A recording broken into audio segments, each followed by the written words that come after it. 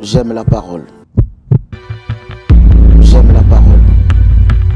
Shalom peuple de Dieu, que Dieu vous bénisse.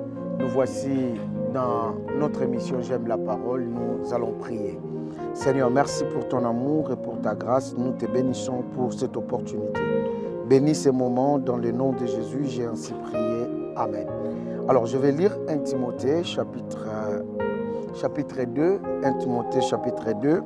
Je vais lire juste le verset 3 et 4. La Bible dit « Cela est bon et agréable devant Dieu, notre Sauveur,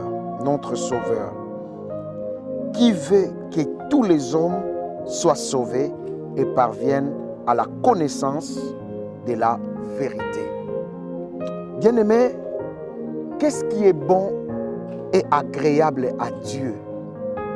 Ce qui est bon et agréable à Dieu, qui est notre Sauveur.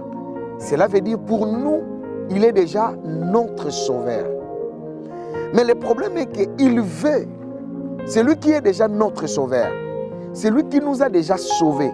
Il y a quelque chose qui est bon, il y a quelque chose qui est agréable.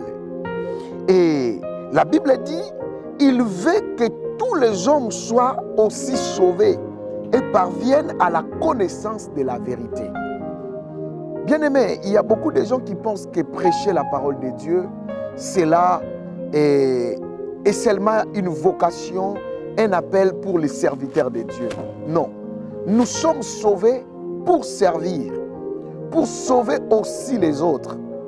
C'est-à-dire, lorsque quelqu'un a une bonne nouvelle, l'évangile, c'est une bonne nouvelle.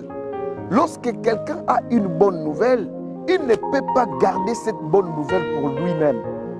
Il doit aussi en parler aux autres pour que les autres aussi bénéficient de cette même bonne nouvelle que lui, il a reçue. Alors l'évangile est une bonne nouvelle. Et Dieu veut que tous les hommes soient sauvés.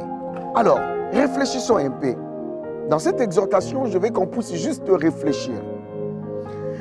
Nous allons tous à l'église. Un exemple simple. Nous allons à l'église.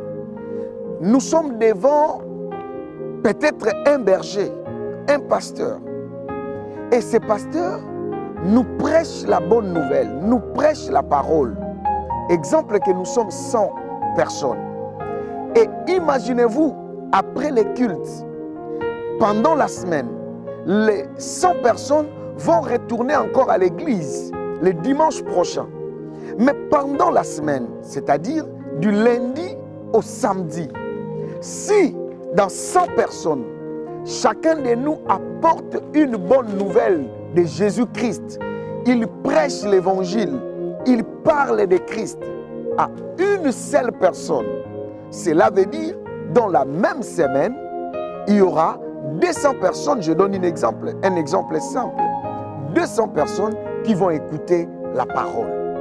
Et les 200 personnes, s'ils fournissent encore des efforts, cela veut dire des bouches à l'oreille, nous pouvons faire ce que Dieu veut. Dieu veut quoi? Il veut que tout soit sauvé.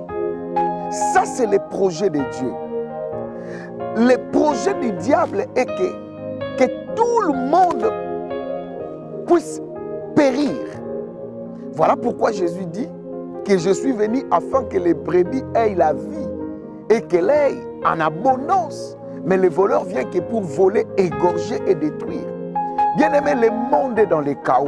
Les gens sont désespérés. Et il y a un seul secours et il y a une seule personne qui peut consoler le cœur des gens. C'est Dieu lui-même, bien-aimé dans le Seigneur, à travers Jésus-Christ. Aujourd'hui, nous sommes en train de voir, beaucoup de gens sont en train de se suicider. Mais ces gens, beaucoup se suicident, ils sont encore païens. Bien-aimé, quel sera leur sort dans l'éternité? Aujourd'hui, tu as un ami qui est à tes côtés, qui ne prie pas, qui ne connaît même pas Dieu, qui ne va même pas à l'église, qui n'est même pas chrétien. Mais tu n'as jamais parlé de Christ à la personne qui est à tes côtés. Entre-temps, Dieu veut que tous soient sauvés. Mais pour que tous soient sauvés, Dieu ne peut pas aller parler dans les cœurs de tout le monde. Il parle dans ton cœur, toi qui es en train de m'écouter. Ton pasteur parle dans ton cœur. Et le devoir dans la semaine, tu dois parler de Christ. Ton problème est que tu n'arrives pas à prêcher l'évangile.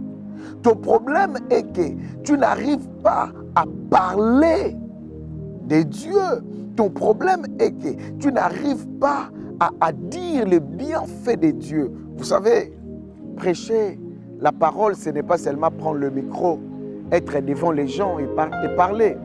Juste faire passer un message pour dire à quelqu'un, Jésus t'aime. Aujourd'hui, tu lui dis, Jésus t'aime.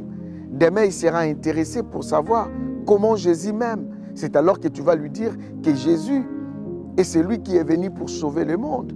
Et c'est lui qui est mort pour nos péchés. Et bien aimé, tu laisses ton frère, tu laisses ta soeur qui est à tes côtés mourir. Pendant que toi, tu connais la bonne nouvelle. Pendant que toi, tu es chrétien. Tu laisses tout le monde périr.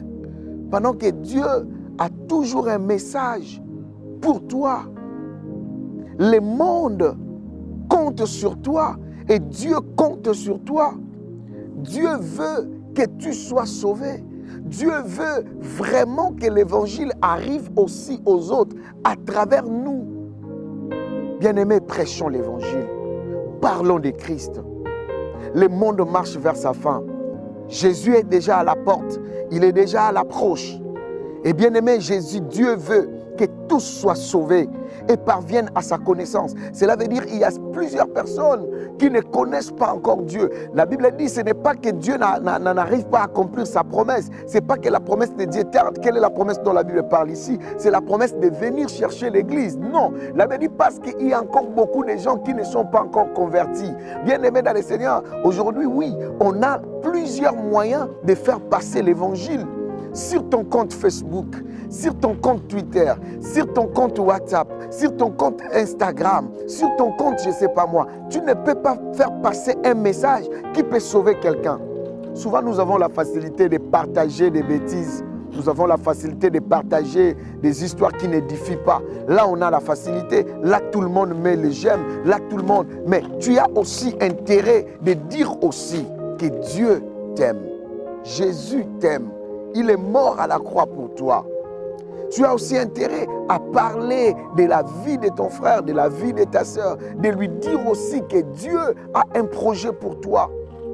Bien-aimé, ne laisse pas les gens mourir, ne laisse pas les gens aller en enfer pendant que nous avons la bonne nouvelle et nous avons gardé. C'est comme si on a de l'eau et on se retrouve là où les gens sont en train de mourir dans un désert et nous avons la capacité de faire boire tout le monde, mais nous ne voulons pas les faire. C'est lui qui a l'évangile, il peut le faire facilement. Tu as l'évangile et le monde est dans la crise, le monde est dans le chaos. Avec tout ce que nous sommes en train de voir, il y a de l'espérance. L'espérance, après la mort, il y a une autre vie, bien-aimée dans le Seigneur, qui continue. Et cette vie, il y a deux mondes. Là, il y a l'enfer et il y a le paradis. Bien-aimé, parle, explique, dis aux gens, voilà, si vous donnez votre vie à Jésus, vous aurez une autre identité. Et après la mort, vous serez, parce que vouloir ou pas, tout le monde va mourir. Tout le monde va passer. Mais où passeras-tu l'éternité? Voilà pourquoi nous, étant chrétiens, Dieu compte sur nous. Et il veut que nous puissions faire passer les messages. Bien-aimé, prêche l'évangile. L'évangile, c'est Jésus. L'évangile, c'est la bonne nouvelle.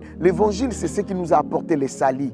Bien-aimé, ne te limite pas seulement à être chrétien, à porter le nom chrétien. Parle aussi. Ne te limite pas aussi seulement à parler.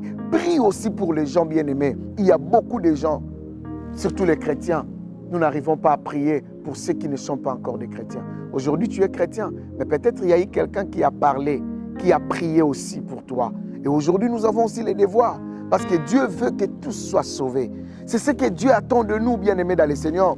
Dieu veut que tous les hommes soient sauvés. Dieu veut que tous les hommes entrent dans le paradis. Mais le diable aussi, de son côté, tire les ficelles pour que les hommes, bien-aimés dans le Seigneur, vont dans l'enfer. Mais l'évangile a une puissance. N'aie pas honte de l'évangile. Pourquoi beaucoup de chrétiens n'arrivent plus à parler de Jésus? Parce qu'ils ont honte. Bien-aimé dans le Seigneur, un musulman n'a pas honte de parler de sa religion. Bien-aimé, seulement les chrétiens qui ont honte. Un bouddhiste n'a pas peur. D'ailleurs, ils font leur pratique au vu aussi de tout le monde. Bien-aimé dans le Seigneur, mais nous avons aussi besoin de parler aussi pour les autres.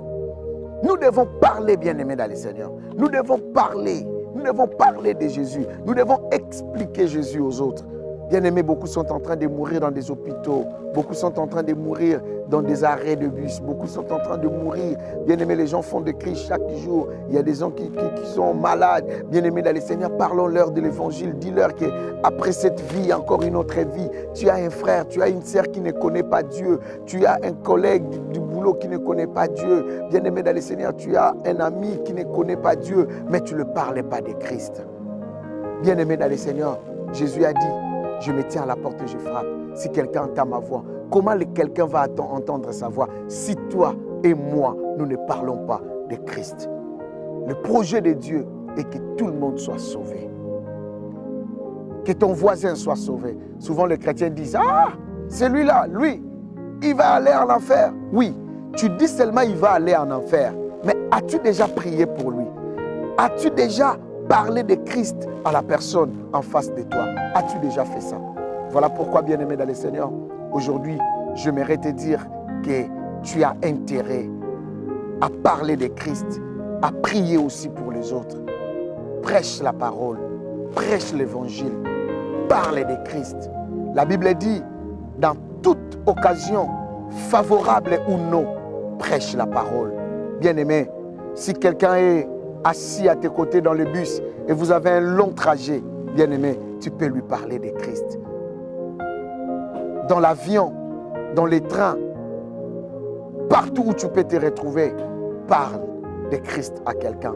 Et je sais, c'est comme ça que les hommes vont être sauvés et c'est comme ça que la connaissance de Dieu va toucher tout le monde et tout le monde va être sauvé. Et nous allons accomplir les désirs et la volonté de Dieu parce que la Bible dit qui veut que tous les hommes soient sauvés et parviennent à la connaissance de la vérité. Quelle est la connaissance de la vérité? C'est de lécher les péchés et de venir à Jésus pour avoir le salut. D'accepter Jésus comme Seigneur et Sauveur. Jésus a dit, je suis le chemin, la vérité et la vie. Mais les chrétiens, est-ce que nous avons la possibilité de prêcher l'évangile? Prêchons la parole de Dieu. Prions. Seigneur, merci pour cette exhortation. Aide-nous, Éternel, notre Dieu, à parler de toi. Donne-nous cette volonté. Enlève la honte. Toi, tu veux que les hommes soient sauvés et que les hommes parviennent à ta connaissance, à la connaissance de la vérité. Jésus, tu es la vérité. Aide-nous, Seigneur. Si mon frère, ma soeur manque la volonté, donne la volonté afin qu'Éternel, notre Dieu, qu'il puisse parler de ta part. Au nom de Jésus-Christ. L'apôtre Paul dit, je n'ai pas honte de l'évangile car c'est une puissance de quiconque croit. Nous avons crié et Seigneur, nous voulons bannir la honte. Au nom de Jésus, j'ai ainsi prié. Amen. Que Dieu vous bénisse, bien-aimés. À la prochaine émission. Au revoir.